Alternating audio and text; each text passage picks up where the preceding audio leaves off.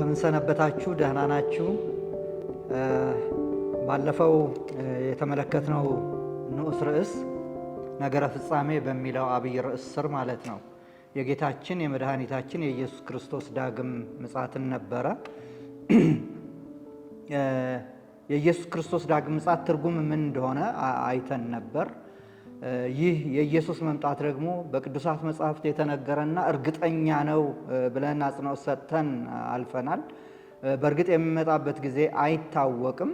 ይሁን እንጂ የመምጣቱ እውነታ ግን መጽሐፍ ቅዱሳችን ያለምንም መደብዘዝ በግልጽ ያስቀመጠው እንደሆነ አይተናል። በቅርብ እንደሚሆን ባልታሰበ ጊዜ እንደሚሆን ተመልክተናል እና የመምጣቱ ዓላማም በዝርዝር አይተናቸዋል። ምልክቶቹንም አሉታዊ ምልክቶች፣ አዎንታዊ ምልክቶች ተመልክተን አመጣጡንም ጭምር አይተን ነበር። በድንገት ራሱ እየታየ በአካል ይመጣል ብለን ነበር እና ከዚህ የተነሳ በእርሱ መምጣት ምክንያት አማኞች የሚጠብቃቸው ሽልማት አለ ብለን በዝርዝር አይተን ነበር። እንዲህ ከሆነ እንግዳው ጌታችንን በሚገባ በትጋት በጥንቃቄ በጸሎት ልንጠብቀው ይገባናል ተባብለን በጋራ የምንስማማባቸው ወሳኝ ነጥቦችን አንስተን ነው የቋጨ ነው። እውነትም ኢየሱስ በክብር ይመጣል። ዛሬ ደግሞ ወደ ሁለተኛው ንዑስ ርዕስ እንሄዳለን። የሺህ ዓመት መንግስት። ሁለተኛው ንዑስ ርዕሳችን የሺህ ዓመት መንግስት የሚል ነው። ሺህ ዓመት የሚለው ቃል መነሻው ራእይ ምዕራፍ 20 ከ1 እስከ 6 ያለው ክፍል ነው። ሁላችሁም እንደምታውቁት የሺህ ዓመት መንግስት በወቅቱ ማለት ኢየሱስ ክርስቶስ እንግዲህ ይህን ጊዜ ስናስብ ማለት ነው። በዚህ ጊዜ በወቅቱ በሕይወት ያሉ የተወሰኑ አማኞች ከክርስቶስ ጋር ለሺህ ዓመት የሚገዙበት እና ዲያብሎስ ደግሞ ለሺህ ዓመት የሚታሰርበት ወደ ጥልቅ የሚጣልበትና ይህ ሺህ ዓመት እስኪፈጸም ድረስ በጥልቁ ላይ ተዘግቶበት የሚኖርበት ጊዜ ነው። ከእርሱ ጋር አብረውት የሆኑ እነዛ አማኞች ከክርስቶስ ጋር አብረው የሚገዙበት ጊዜ ነው። ክርስቲያኖች ከክርስቶስ መምጣት ጋር ተያያዥ በሆኑ ጉዳዮች በእርግጥ በተለይ በሚከተሉት ሐሳቦች ላይ ልዩነት አለ። በወንጌላውያን አማኞች ላይ በሺህ ዓመት መንግስት ላይ የሚከናወኑ ምንድናቸው? ባህሪያቱን በተመለከተ፣ ቅደም ተከተልን በተመለከተ፣ የክርስቶስ ዳግም ምጽአት ከሺህ ዓመቱ ጋር መንግስት ጋር ባለው ግንኙነት፣ በምድር ላይ ስለሚመጣው ታላቁ መከራ እና የአይሁድ ሕዝብ የመዳን ጥያቄ በዳኑት አይሁዶችና በቤተ ክርስቲያን መካከል ባለው ግንኙነት በወንጌላውያን አማኞች ዘንድ የተለያየ አመለካከት አለ። ይህ ድነታችንን የሚነካ ነገር አይደለም፣ አመለካከቶች ናቸው። ይሁን እንጂ የሺህ ዓመት መንግስት ግን እውነት ነው። እሱን ግን መነጋገር አለብን። የሺህ ዓመት መንግስት የሚመጣበት ጊዜና ባህሪያቱን በተመለከተ ቅድም እንዳልኳችሁ በዘመናት መካከል በቤተ ክርስቲያን ታሪክ ውስጥ የተለያየ ነው። ለግንዛቤ እንዲረዳን በዘመናት መካከል 4 ዋነኛ የሆኑ አመለካከቶች አሉ። እነሱን ማንሳት እፈልጋለሁኝ። እነዚህን አመለካከቶች 4 ዋነኛ የሆኑ አመለካከቶች። የመጀመሪያው አመለካከት አልቦ ሺህ ዓመት የሚለው አመለካከት ነው። አልቦ ሺህ ዓመት የሚለው የወደፊት የሺህ ዓመት መንግስት የለም የሚል ነው። ይህ አልቦ ሺህ ዓመት አመለካከት ያላቸው ሰዎች አሁን ያለንበት ዘመን የቤተ ክርስቲያን ዘመን ነው። ይህ ዘመን ሲጠናቀቅ ኢየሱስ ክርስቶስ ይመጣል። ኢየሱስ ክርስቶስ በመምጣት ሂደት የአማኞች ትንሣኤ ይከናወናል። የማያምኑ ሰዎች ትንሣኤውም በዛው ጊዜ ይከናወናል። ፍርድ በዛው ጊዜ ይከናወናል። አዲስ ሰማይና አዲስ ምድር ደግሞ ይፈጠራል፣ ይመጣል። ከዚያ በኋላ የዘላለም መንግስት ይሆናል ነው የሚሉት። የአልቦ ሺህ ዓመት አመለካከት ይህንን ይመስላል። ሁለተኛው ድህረ ሺህ ዓመት የሚባል ነው። ፖስት ሚሌኒያሊዝም። ድህረ ሺህ ዓመት ክርስቶስ የሚመጣው ከሺህ ዓመት መንግስት በኋላ ነው የሚል ነው። ይሄንን ሲሉ ምን ለማለት ነው? አሁን የቤተ ክርስቲያን ዘመን ላይ ነው ያለ ነው። የቤተ ክርስቲያን ዘመን ላይ ከመሆናችን የተነሳ ወንጌል በኃይል በስልጣን እየተሰበከ ሰዎች በክርስቶስ ኢየሱስ ሲያምኑ የሰዎች ባህሪ ማንነት እየተለወጠ ይሄዳል። አሁን የምናየው ክፋት፣ ጉስቁልና እየቀነሰ ይሄዳል። በዚህ ሁኔታ 1000 ዓመቱ እዛ ውስጥ እናገኘዋለን። በቁጥር የግድ 1000 ዓመት ሳይሆን ይህ የቤተ ክርስቲያን ዘመን እየተጠጋ በሄደ መጠን የወንጌል ኃይል በኃይል ሲሰራ የሰዎች ሕይወት ሲለወጥ ያ የ1000 ዓመት መንግስት ይከሰታል። ግን ቃል በቃል ሊትራል የሆነ 1000 ዓመት ግን ማለት አይደለም ይሉና ከዚያ በኋላ ያማኞች ትንሣኤ ይሆናል። የማያምኑ ሰዎች ትንሣኤ ይሆናል። ፍርድ ይሆናል። አዲስ ሰማይና አዲስ ምድር ይከሰታል። ከዚያ ክርስቶስ ኢየሱስ ይመጣል። የዘላለም መንግስት ይጀመራል ነው የሚሉት። በካልቦ የ1000 ዓመት መንግስት የሚለዩት መጨረሻ ላይ የሰው ህይወት እየተሻሻለ የ1000 ዓመት መንግስት አይነት ክርስቶስ የሚገዛበት መንግስት አይነት ህይወት ይገለጣል በሚለው እንጂ ብዙ አይነት ልዩነት አይታይበትም። ሶስተኛው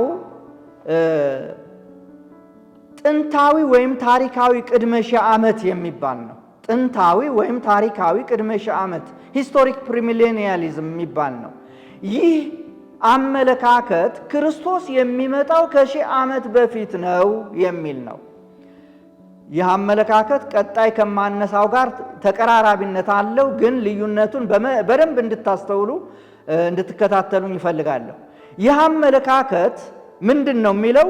አሁን ያለነው በቤተ ክርስቲያን ዘመን ነው። እየኖርን ያለነው በቤተ ክርስቲያን ዘመን ነው።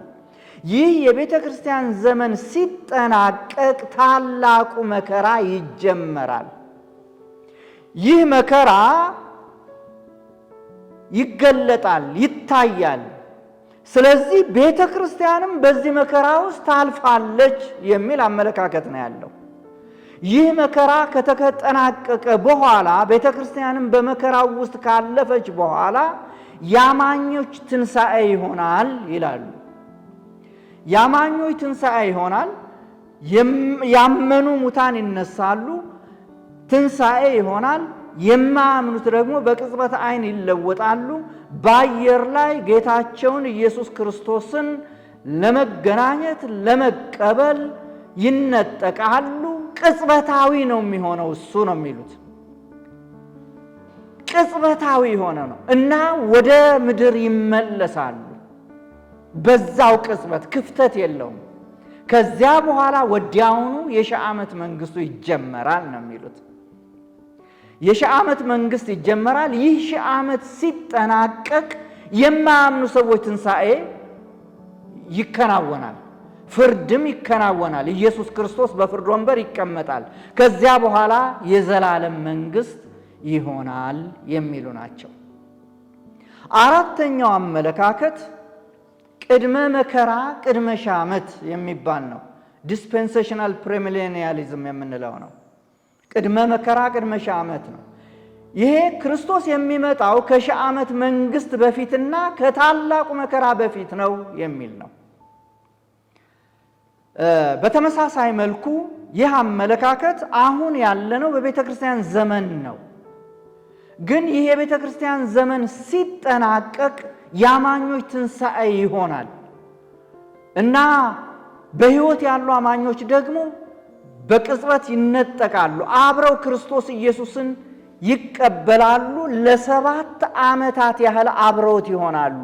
ይህ እነዚህ 7 ዓመታት ታላቁ መከራ የሚገለጥበት ዓመታት ናቸው ነው የሚሉት። ስለዚህ በዚህ አመለካከት ቤተ ክርስቲያን በመከራ ከማለፏ በፊት ትነጠቃለች ማለት ነው። 7 ዓመታት አማኞች ከጌታ ጋር ይሆናሉ፣ አብረው ይቆያሉ። ከዛ በኋላ ክርስቶስ ኢየሱስ ከሚያምኑት ጋር አብሮ መከራው 7 ዓመት ሲጠናቀቅ ይመጣል፣ ይመለሳል እና 1000 ዓመት መንግስት ይጀምራል የሚል ነው። ይህ ሺህ ዓመት ሲጠናቀቅ የማያምኑ ሰዎች ትንሣኤ ይሆናል፣ ፍርድ ይሆናል፣ አዲስ ሰማይና አዲስ ምድር ይከሰታል፣ ከዚያ የዘላለም መንግስት ይጀምራል የሚል ነው። እዚህ ጋር አንዳንድ ነገሮችን እንድናይ እፈልጋለሁ። የመሰረተ ክርስቶስ ቤተ ክርስቲያን የምታምነው ቅድመ መከራና ቅድመ ሺህ ዓመት የሚለውን ነው። የቤተ ክርስቲያን ዘመን ላይንም ኢየሱስ ክርስቶስ ይመጣል፣ የአማኞች ትንሣኤ ይሆናል፣ በሕይወት ያሉት በቅጽበት ዓይን ይለወጣሉ፣ ክርስቶስን ይቀበላሉ። ከእሱ ጋር 7 ዓመታት ያህል ይሄ የመከራ ጊዜ ሲሆን 7 ዓመታት ከእርሱ ጋር ይሆናሉ። በመከራው አታልፍም ቤተ ክርስቲያን።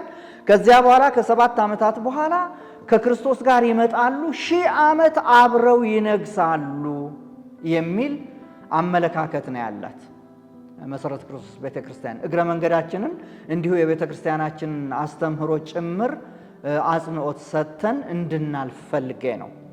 ይህንን ካልን ዘንድ በጋራ የምንስማማባቸው ነጥቦች ደግሞ አሉ። ሰላም የሚሰፍንበት፣ ፍትህ የሚረጋገጥበት፣ አንድነትና ህብረት የሚያብብበት የወደፊት የክርስቶስ መንግስት ይመሰረታል። ይህንን በአጽንዖት እንናገራለን። ይህ ታላቅ ተስፋ ከመሆኑ የተነሳ በዚህ እውነት ላይ እምነታችንን እንድንጥል ያበረታታናል። ወገኖቼ ይሄ ምንም ውይይት የሚጠይቅ አይደለም። ወንጌላውያን አማኞች ሁሉ ሊቀበሉት የሚገባ ጊዜ የማይሽረው እውነት ነው። በሁለተኛ ደረጃ የ1000 ዓመት መንግስት ግጭትና ጦርነት የሌለበት፣ ሰዎች እርስ በርስ ተስማምተው የሚኖሩበት፣ ጥልቅ ሰላም የሰፈነበት፣ ስርዓትና ፍትሃዊነት የሰፈነበት፣ እንደዚሁም የእግዚአብሔር የጽድቅ አገዛዝ የሚገለጥበት ጊዜ ነው። ይህ የ1000 ዓመት ጊዜ የ1000 ዓመት ጊዜ ይሄ ነው። ይህንን ተስፋ ስናደርግ፣ ይህንን ስናስብ ሐሴት እናደርጋለን፣ ደስ ይለናል። ሌላው ሶስተኛው አብረን የምንስማማበት ወሳኝ ነጥብ እና ወደ ህይወታችን ልናዛምደው የሚገባው የ1000 ዓመት መንግስት አስተምህሮ አሁን ባለንበት ዘመን እኛ እያንዳንዳችን እንደ ግለሰብ ልናስብ እንችላለን፣ እንደ አካል ደግሞ እንደ ቤተ ክርስቲያን ማሰብ እንችላለን። በማህበረሰባችንና በዓለም ዙሪያ ሰላም እንዲሰፍን፣ እርቅ እውን እንዲሆን፣ ፍትህ እንዲተገበር፣ አንድነት እንዲመጣ እና ፍቅር እንዲያብብ ልባችን እንዲናፍቅና ለተግባራዊነቱ ተግተን እንድንሰራ የሚያነሳሳ እውነት ነው። የ1000 ዓመት መንግስትን እያሰብን የመከፋፈል ምክንያት፣ የጦርነት ምክንያት፣ የመናቆር ምክንያት፣ የአመፃ ምክንያት፣ የእልቂት ምክንያት ምንሆን ከሆነ በእውነት ነው የምላችሁ የ1000 ዓመት መንግስት እይታ የሌለን ሰዎች ነው። ያንን ልናስተውል ይገባናል። አራተኛው በ1000 ዓመት መንግስት አስተምህሮ የሚኖረን እምነት እግዚአብሔር ለወደፊት እንዲህ አይነት መንግስት እንደሚመሰርት ተስፋ እንድናደርግ እና በእርሱ ላይ በመታመን በአስቸጋሪ ጊዜያትም ጭምር ማለት ነው የእግዚአብሔር መንግስት እንደሚያሸንፍ በማወቅ በእምነት ጸንተን እንድንቆም ያስችለናል። አሁን ፍትህ የሌለበት የጉስቁልና፣ የመከራ፣ የስቃይ፣ የውጣ ውረድ ህይወት ነው የምንኖረው። ግን አንድ ጊዜ አለ፣ ይመጣል። ኢየሱስ በክብር የሚገዛበት ጊዜ ይመጣል። ሰላም፣ እረፍት፣ ደስታ፣ ሐሴት፣ ዋስትና ያለበት የክርስቶስ አገዛዝ ይገለጣል። እሱ ልባችንን ያሳርፋል። ሃሌሉያ። ይህንን ካልኩ መነጠቅን ከዚህ ጋር ላነሳላችሁ እፈልጋለሁ። መነጠቅን እንዲሁ ራሱን ችሎ ትንሽ ቀንጨብ አድርጌ ባነሳ ደስ ይለኛል። ስለ መነጠቅ ብናነሳ መነጠቅ ምንድን ነው ብላችሁ ከጠየቃችሁ መነጠቅ ማለት ክርስቶስ ወደ ምድር በሚመለስበት ጊዜ በሕይወት ያሉና የሞቱ አማኞች በድንገት ተለውጠው ጌታን በአየር ላይ ለመቀበል ወደ ላይ የሚወሰዱበት ኩነት ነው። ንጥቀት የሚለው ቃል በመጽሐፍ ቅዱስ ውስጥ ሃርፓዞ ከሚለው የግሪክ ቃል የተወሰደ ሲሆን ትርጉሙም በኃይል መንጠቅ ወይም ይዞ መሄድ ማለት ነው። መነጠቅ የሚለው ከዚህ ነው የመጣ። በኃይል እንነጠቃለን፣ በኃይል እንሄዳለን። ለዚህ መሰረት የሚሆነው መጽሐፍ ቅዱሳዊ ጥቅስ አንደኛ ተሰሎንቄ ምዕራፍ 4 ቁጥር 17 ላይ ያለው ነው። እንዲህ ነው የሚለው፣ ከዚያም በኋላ እኛ ሕያዋን ሆነን የምንቀረው ጌታን በአየር ለመቀበል ከእነርሱ ጋር በደመና እንነጠቃለን፣ እንዲሁም ሁልጊዜ ከጌታ ጋር እንሆናለን ነው የሚለው። በዚህ ክስተት የሞቱት አማኞች ይነሳሉ፣ በሕይወት ያሉ አማኞች ደግሞ ይነጠቃሉ። ሁለቱም የከበረ አካል ለብሰው ወደ ጌታቸው ይወሰዳሉ። ይሄ ድንቅ የሆነ ተስፋ ነው። የመነጠቅ ዋና ዋና መገለጫዎቹን ደግሞ ብንመለከት በጣም ደስ ይለኛል። መጽሐፍ ቅዱስ መነጠቅ በምን አይነት ሁኔታ እንደሚከናወን በዝርዝር ያስተምረናል። ግልጽ ትምህርት አለው። የመጀመሪያው ድንገተኛ ነው። መነጠቅ እጅግ ፈጣን የሆነ ሁኔታ ነው። በድንገት የሚከናወን ነው። አንደኛ ቆሮንቶስ ምዕራፍ 15 ቁጥር 52 ላይ ነገር ግን የኋለኛው መለከት ሲነፋ ሁላችን በድንገት በቅጽበት ዓይን እንለወጣለን ነው የሚለው። ድንገት የሚሆን ነው። ሁለተኛው አካላዊ ለውጥ መከናወኑ ነው። አማኞች የሚነጠቁት አሁን ባለው በሚበሰብሰው ስጋ አይደለም። ይሄ ለኃጢአት ተጋላጭ የሆነ ደካማ ስጋ አይደለም የሚነጠቁት።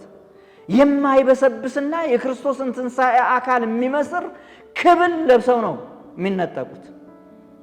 በአንደኛ ቆሮንቶስ ምዕራፍ 15 ቁጥር 53 ላይ ይህ የሚበሰብሰው የማይበሰብሰውን ሊለብስ፣ ይህም የማይሞተው የማይሞተውን ሊለብስ ይገባልና ይላል። ሶስተኛው ትንሣኤ ሙታን መፈጸሙ ነው። በመጀመሪያ በክርስቶስ ያመኑና የሞቱ ቅዱሳን ይነሳሉ። ከዚያ በሕይወት ያሉ ይለወጣሉ። በአንደኛ ተሰሎንቄ ምዕራፍ 4 ቁጥር 16 እንደምንመለከተው ጌታ ራሱ በትእዛዝ በመላእክት አለቃ ድምፅ በእግዚአብሔር መለከት ከሰማይ ይወርዳልና በክርስቶስ የሞቱ አስቀድመው ይነሳሉ ነው የሚለው። እነዚህ ዋና ዋና መገለጫዎች ናቸው። ድንገተኛ ነው። አካላዊ ለውጥ ይሆናል። ትንሣኤ ሙታን ይፈጸማል። የመነጠቅ ጊዜን ስናስብ አማኞች ከመከራው ዘመን አንጻር መነጠቅ መቼ ይሆናል በሚለው ጉዳይ ላይ ሶስት ዋና ዋና እይታዎች አሏቸው ወንጌላውያን አማኞች። የመጀመሪያው ቅድመ መከራ ንጥቀት ነው የሚል ነው። አማኞች ከመከራው በፊት ነው የሚነጠቁት። ቤተ ክርስቲያን በመከራው አታልፍም የሚል ነው። ሁለተኛው መካከለኛ መከራ ንጥቀት የሚባል አለ። በመከራው አጋማሽ ላይ በ3 ዓመት ተኩል ላይ አማኞች ይነጠቃሉ፣ ቤተ ክርስቲያን ትነጠቃለች የሚሉ አመለካከት ያላቸው ሰዎች ደግሞ አሉ። ሌላው የመጨረሻው ደግሞ ድህረ መከራ ንጥቀት የሚባል አለ። ከመከራው በኋላ ነው አማኞች የሚነጠቁት። ስለዚህ ቤተ ክርስቲያን በዛ መከራ ውስጥ ታልፋለች ማለት ነው የሚሉ ናቸው እነዚህ። የመሰረተ ክርስቶስ ቤተ ክርስቲያን የምታምነው ግን ቅድመ መከራ ንጥቀት የሚለውን ነው። ቤተ ክርስቲያን በመከራ ውስጥ አታልፍም። ከመከራ በፊት ክርስቶስ አማኞችን ይወስዳል የሚለው አቋም ነው ያላት። የቅድመ መከራ ንጥቀት ትምህርት ቤተ ክርስቲያን ከዓለም አቀፉ መለኮታዊ ቁጣ እንደምታመልጥና በማንኛውም ጊዜ ጌታን ለመቀበል ዝግጁ መሆን እንዳለባት ያስተምራል። ይህ ትምህርት ለአማኞች መጽናናትን የሚሰጥ ትምህርት ነው። ጌታ ይመጣል፣ ይወስደናል፣ ከመከራው ይታደገናል። ይሄ የሚያጽናና ትምህርት ነው። ቅድስናን ደግሞ ያበረታታል። ይሄ ትምህርት በቅድስና እንድንጠብቀው ስለሚመጣ፣ ታዳጊያችን ስለሚመጣ በቅድስና በንጽህና እንድንጠብቀው ደግሞ የሚያበረታታ ትምህርት ነው። ጌታ በማንኛውም ጊዜ ይመጣል። እኛ ምን እንጠቃለን ብሎ ማመን አማኞች በቅድስና እንዲኖሩ ያነቃቃናል፣ ያበረታታናል። ከዚህ በተጨማሪ ጊዜው አጭር መሆኑን ስለምናውቅ የጸጋው በር ሳይዘጋ ወንጌልን ደግሞ ለማዳረስ እንተጋለን። ታላቁን ተልእኮ ለመፈጸም እንተጋለን። ምክንያቱም ኢየሱስ ይመጣል፣ ድንገት ይመጣል፣ ይወስደናል። ስለዚህ ተልእኳችንን ልንፈጽም ይገባናል። ወደ ጥፋት እየሄዱ ያሉትን ሰዎች ልንታደግ ይገባል። ለዚህ ደግሞ ወንጌልን ለማሰራጨት ለማዳረስ ትጋትን ይጨምርልናል። የመነጠቅ ዓላማ ታዲያ ምንድን ነው ብለን ካልን የመጀመሪያው ከቁጣ ለማዳን ነው። ጌታ የሚነጥቀው አማኞችን እግዚአብሔር በማያምነው ዓለም ላይ ቁጣውን ሲያፈስ ቤተ ክርስቲያኑን ይለያል። ሃሌሉያ!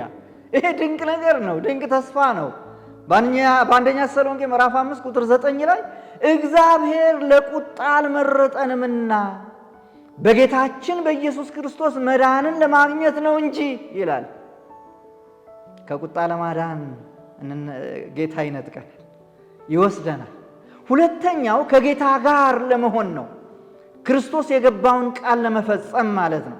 ዮሐንስ ምዕራፍ 14 ከ1 እስከ 3 እንደዚህ ነው የሚለው፣ ልባችሁ አይታወክ፣ በእግዚአብሔር እመኑ፣ በእኔም ደግሞ እመኑ። በአባቴ ቤት ብዙ መኖሪያ አለ፣ እንዲህስ ባይሆን ባልኋችሁ ነበር። ስፍራ አዘጋጅላችሁ ዘንድ ሄዳለሁና ሄጄም ስፍራ ባዘጋጅሁላችሁ እኔ ባለሁበት እናንተ ደግሞ እንድትሆኑ ሁለተኛ እመጣለሁ፣ ወደ እኔም ወስዳችኋለሁ ነው የሚለው። ኢየሱስ ይመጣል፣ ወደ ራሱ ይወስደናል፣ ከእርሱ ጋር እንሆናለን። ያንን ተስፋ ይፈጽማል። ሶስተኛው ለፍርድ ነው። የክርስቶስ የፍርድ ወንበር ማለታችን ነው። አማኞች በምድር በሰሩት ሥራ መሰረት ዋጋቸውን እንዲቀበሉ ማለት ነው።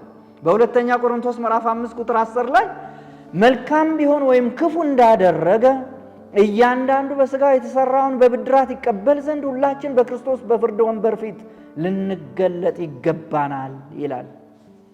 ስለዚህ የአማኞችን ዝግጁነት ይጠይቃል ማለት ነው። ይሄ መነጠቅ በማንኛውም ጊዜ ሊሆን ስለሚችል መጽሐፍ ቅዱስ አማኞችን እንደሚከተለው ነው የሚመክረን።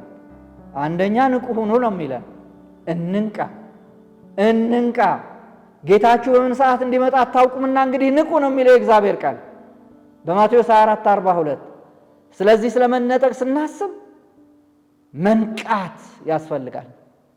አንተ የምተኛ በደንብ ንቃ። አሁን ንቃ። ሌላው ራስን መቀደስ ነው። በአንደኛ ዮሐንስ 3:3 ላይ በእርሱም ይህን ተስፋ የሚያደርግ ሁሉ እርሱ ንጹሕ እንደሆነ ራሱን ያነጻል። በቅድስና መኖር መመላለስ ሌላው ተስፋ ማድረግ ነው። ይህ ክስተት ለአማኞች ብሩክ ተስፋ ነው።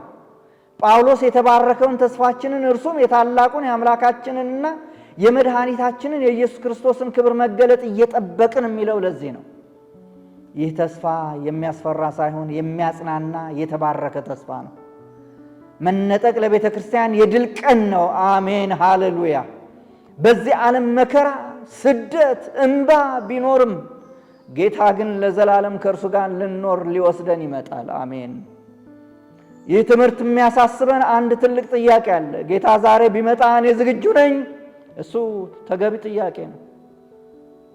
ራሳችንን እያንዳንዳችንን ልናይ የሚገባበት ጥያቄ ነው። ስለዚህ ልባችን በምድራዊ ነገር ሳይከብድ ሳይታሰር የዚህ ዓለም ነገር ሸክም ሳይሆንብን አንገታችንን ሳያስደፋ ጀርባችንን ሳያጎብጥ ቀና ብለን በሰማያዊ ተስፋ ተሞልተን ጌታን ማራናታ ጌታ ሆይና እያን ልንጠብቀው ይገባናል። አሜን ሃሌሉያ። ጌታ ኢየሱስ ሆይና